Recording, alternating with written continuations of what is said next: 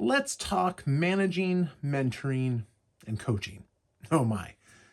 So when I think of the three things, they have very, very different applications. And yet sometimes we can utilize the words interchangeably.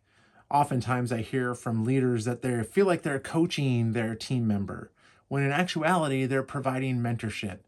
And even oftentimes it's just direct managing, but they utilize the word coaching. So let's define it, and then we'll be on the same page. So when I think of managing, that is something that is directive.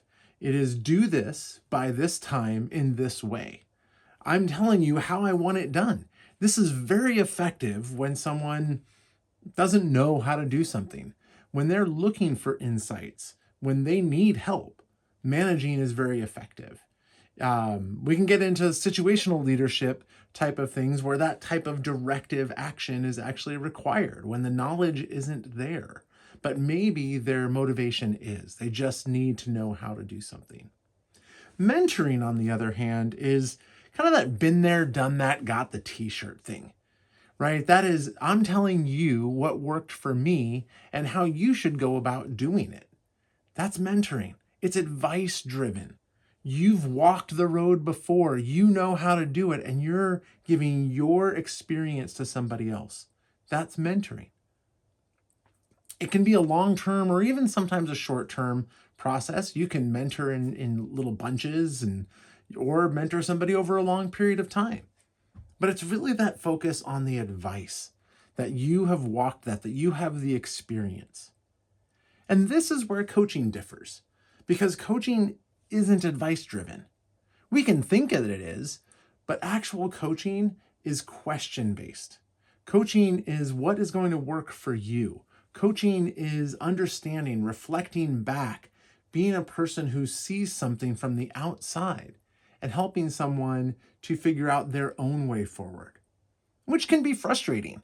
If you take somebody and you're trying to coach them when they don't know how to do something, when they legit don't understand it, they're going to get really frustrated. Coaching works when somebody has some experience, is trying to figure out new ways to do something that's more authentic to them. That's where coaching can be really powerful. When they have a way forward, when there's something holding them back, when there's a process that they're doing that they just keep stumbling over for themselves. That's where coaching can be powerful, but it's not advice driven.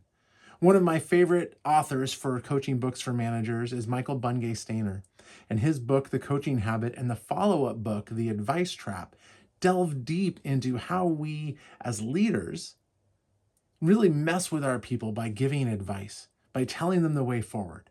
We all know that when advice is given, we don't always listen.